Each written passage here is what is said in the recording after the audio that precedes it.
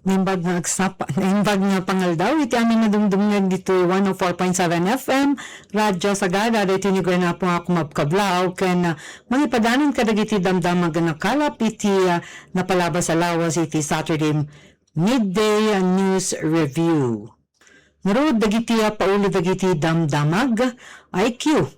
Importante ngam IQ titulbek iti panagbaligi kunati Pangulo ti MPSU. Binigbig ti 9th Cordillera Environment Summit ti siyudad ti Tabuk, talong awards nagamatan na. Nagpanawagan ti grupo ang maitud iti kapya kental na iti bait ti Butuagan Butbut. Sa bali pa damag 120 million pesos sa napukaw kadagiti tilapia farm ijay magat gapu iti fish kill. Narugyan na condominium style pabalay para iti walugat sa pamilya sa jay ifugaw.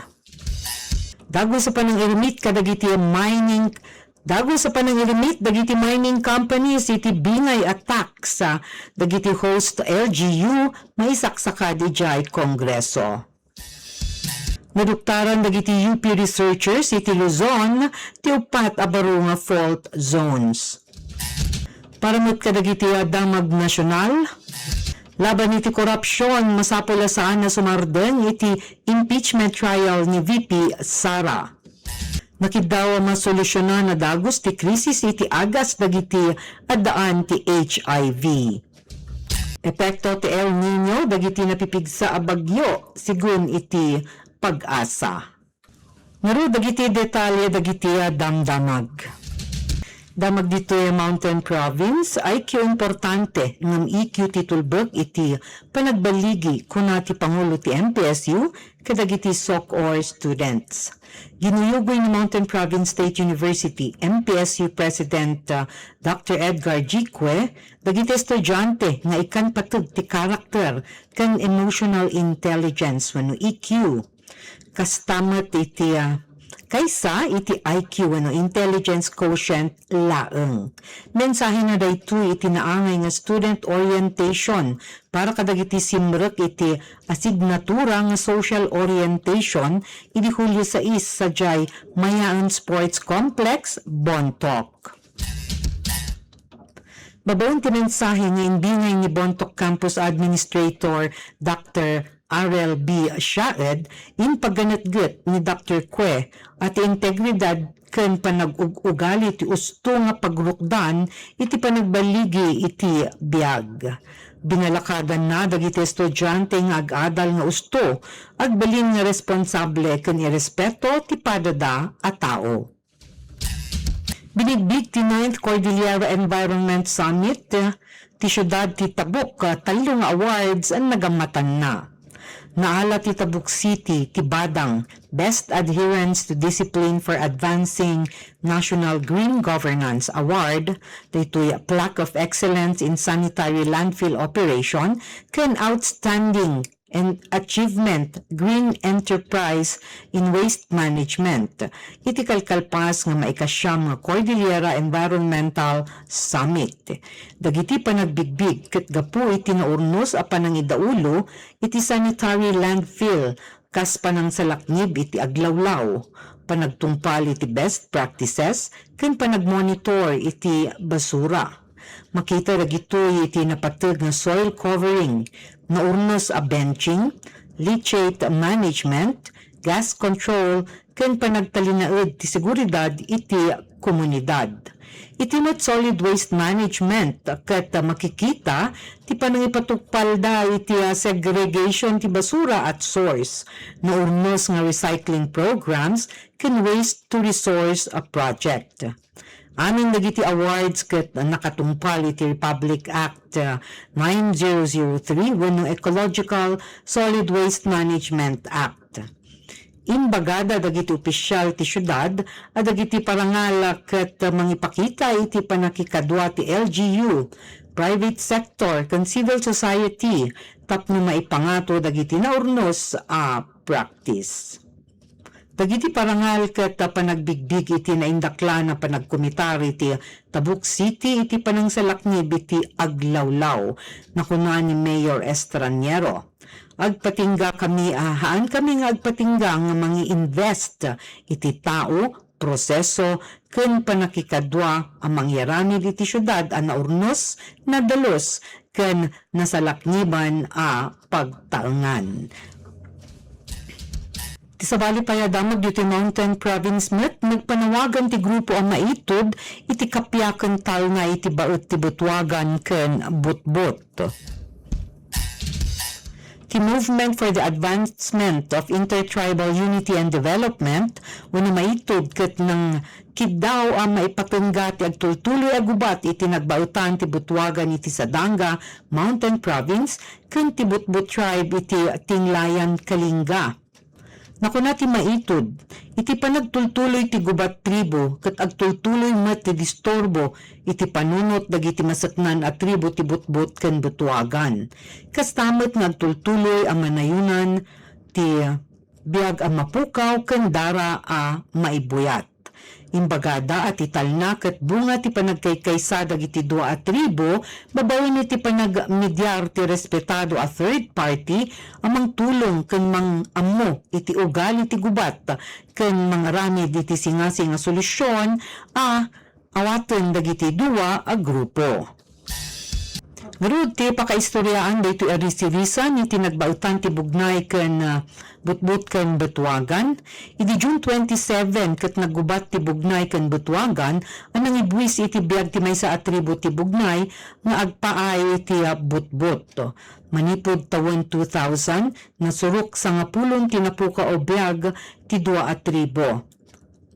Ti Bugnay ket paset iti Butbut tribe akas iti Buskalan, Nibat, Butbut ken Lukong iti munisipyon ti Tinglayan, Kalinga.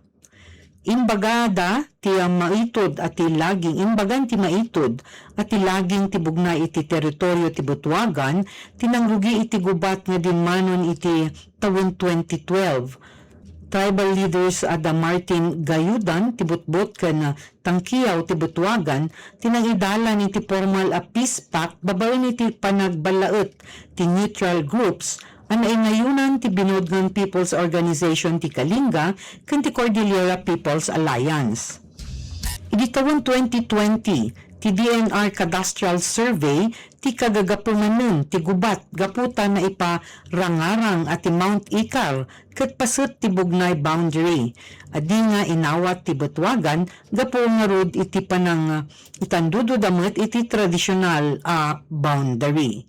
Ti Mount Ikar ket adaan mabalinan at altalon, watersheds ken dumapay a pagapuan ti danum kastamet a pagpastuan.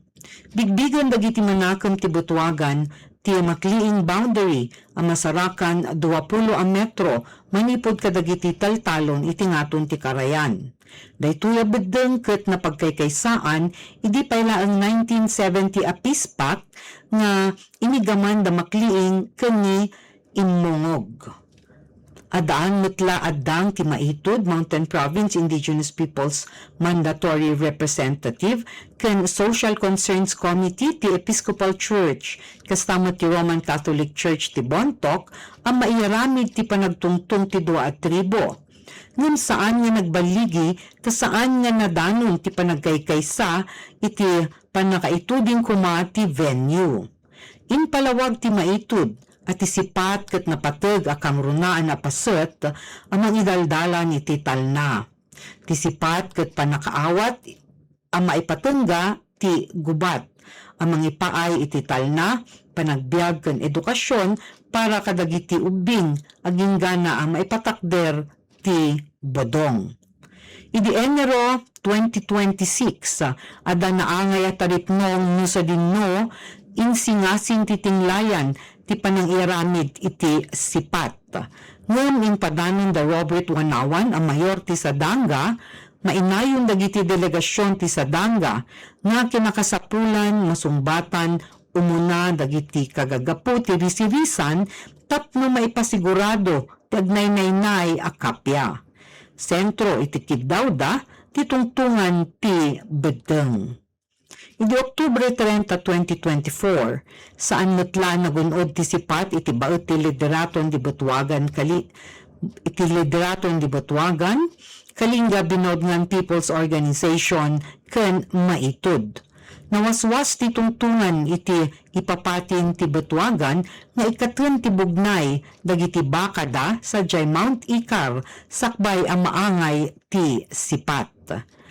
Ti batayan ti Butuagan ket daytoy 2022 ang naibaga ti Regional Law Enforcement Coordinating Committee at ti boundary ti dua a tribo ket ti Makliing boundary. Kini daw metla ti Butuagan ti panakawaswas ti cadastral surveys CAD 1143 ti Sadanga ken ti CAD 1230-D ti Tinglayan. Ti kagagapo ket ti kinunada nga awanan konsultasyon nga inaramid ti DENR sakbay naangay dagiti cadastral survey. Naibaga ni dati nga Police Regional Office Cordillera Regional Director Brigadier General Arwin Pagkalinawan iti panawon nga impadasdang agbalaot idi 2022 nga adda ti dua at ti adda kanyada nga dua a tribo ti pannakarisot ti risirisan. Idi September 27, 2025, nagaramid ti ceasefire agreement dagiti dua a tribo kas adda nga agmurdong kumatis iti tungtungan ti sipat. Kasilpo iti ceasefire ti panang isurrender kadagiti autoridad iti asimnuman nga manglabsing ditoy. Daytoy atulagan ket na witness dagiti tribal elders dagiti nang ibagi iti gobyerno lokal ken barangay. Ngem ti gubat iti June 27 itangatawan ket nang ipakita asaan pay anaurnos ti ceasefire. Nakunagaro ti maitud, awan ti problema asaan na marisot no agtungtong ang nasayaat dagiti maseknan nga adda kuyog da a respeto iti maysa ken maysa. Ti sabali a damag 120 million a piso napukaw kadagiti tilapia farm ijay magat gapu iti fish kill. Di mano niti 120 million na piso ti pakabuklan at dadaol kadagiti tilapia farm sa Jay Magat Dam kalpasan na natamaan da ito iti nakaro nga fish kill gapu iti El Nino. Sigun iti Bureau of Fisheries and Aquatic Resources wenno Bifar Cordillera Regional Director Nazario Briguera kang runaan ang apektaran ti munisipyo ti Alfonso Lista sa Jay Ifugao anang i-record iti 100 million a piso nga lugi. Bayat nga 20 million met a piso sa Jay Isabela. Palawag ti Bifar, nang rugi ti panakatay dagiti ikan idi Hunyo 23, gapu iti nakaro apudo ti panawan anang ipababay ti level ti danum ti dam. Rason mo apay ang naawanan iti makaanay nga dissolved oxygen nga ang angesen dagiti tilapia.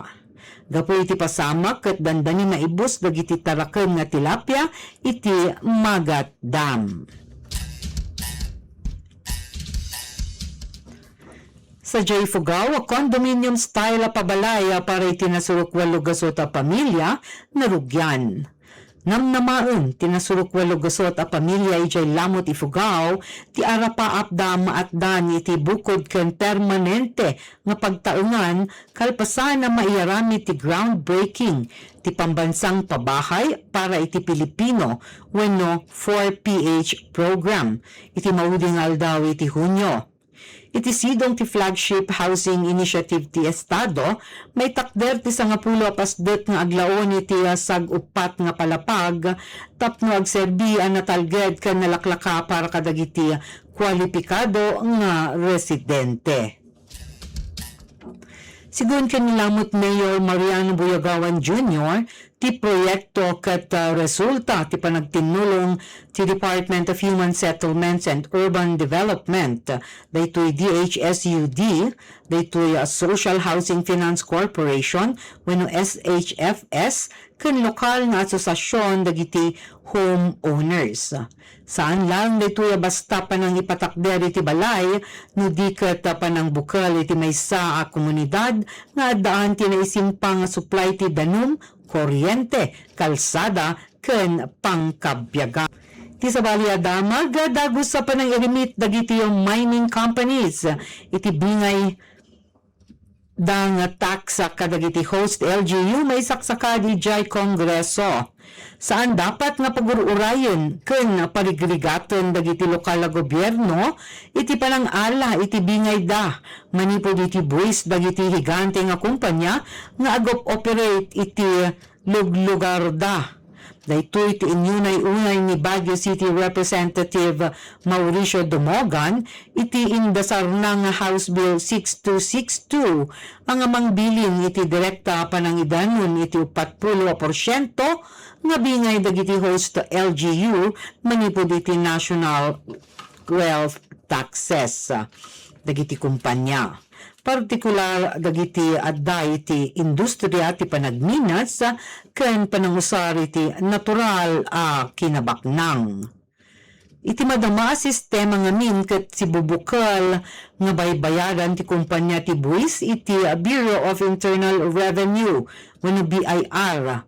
Kasapulan pailaeng dagiti LG yung ag-follow up iti DBM tapno maala ti bingay da. Sigun kani Dumogan, no agdiretso ti pondro iti kaban dagiti munisipyo ken barangay na parpartak ang maitakder dagiti infrastruktura ken makabuangay iti trabaho ang manglaped iti panagpanaw dagiti residente paturong iti sabali a luglugar wenno dadakkel a syudad.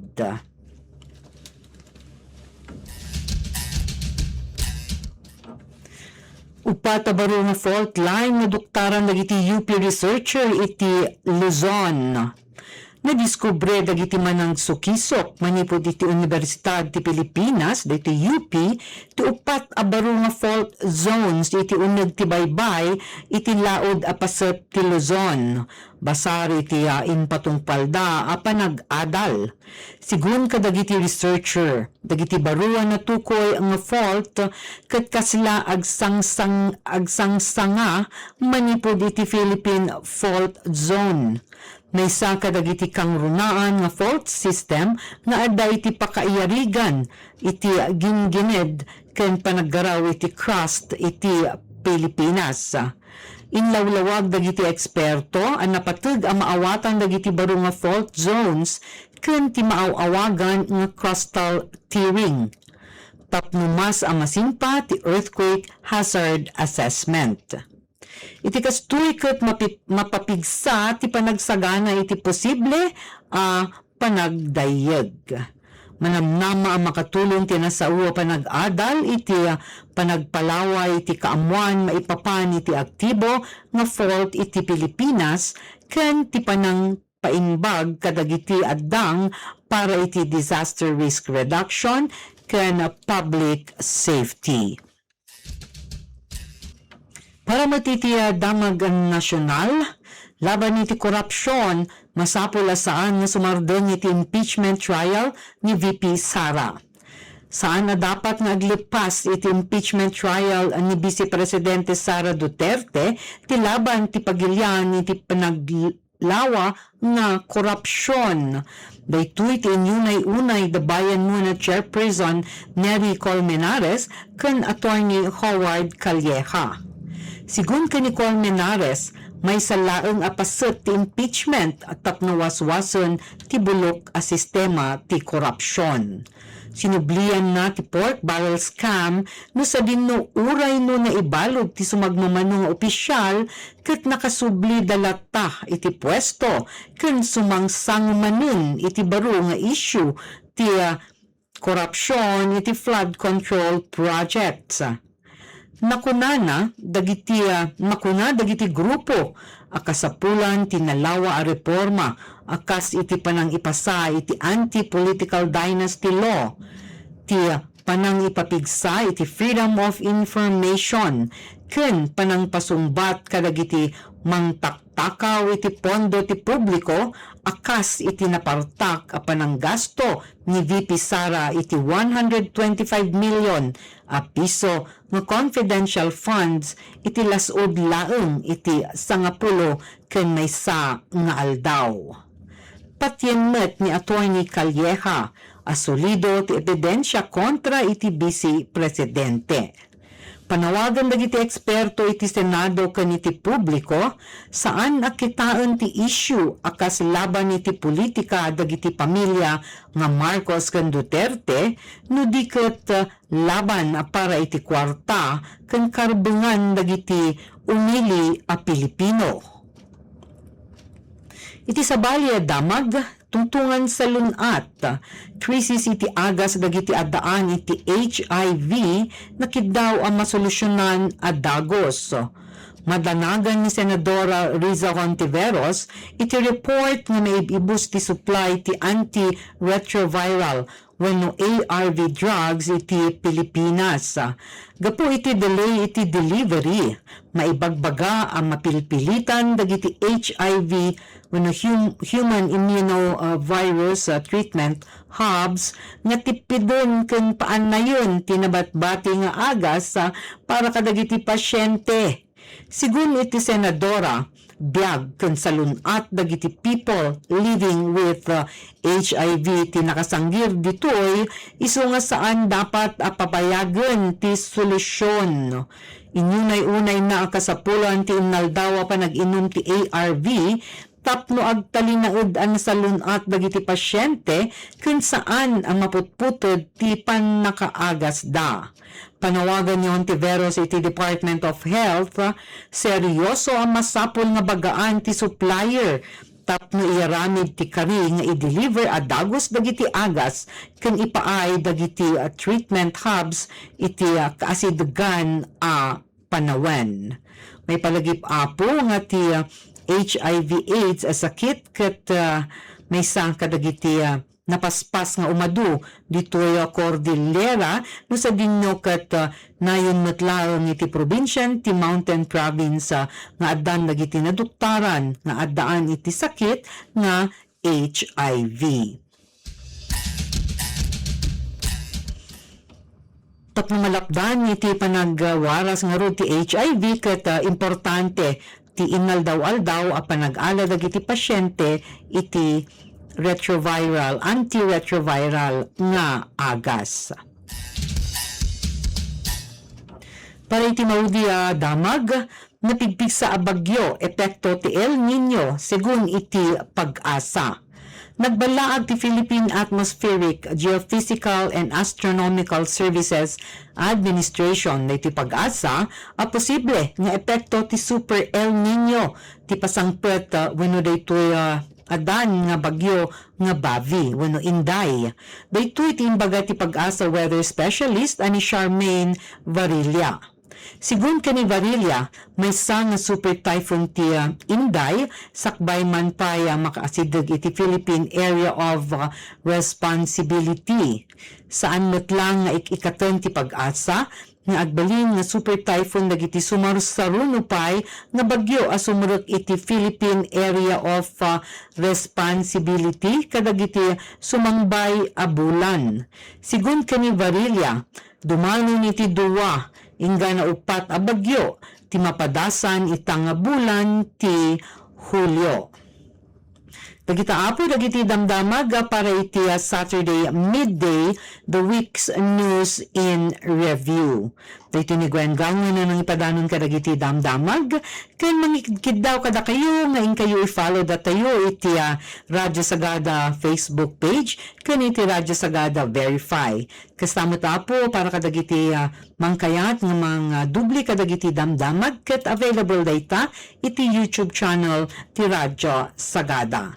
Para iti dadumamot nga adal ket adamot lang daytay iti website ti Radyo Sagada.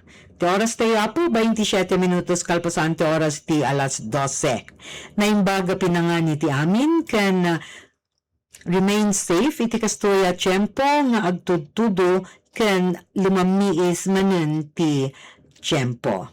Stay with us for more music. Kanito oras ti alauna ti programa nga Tinok ti Namnama by Pastor Johnny Bangsoy.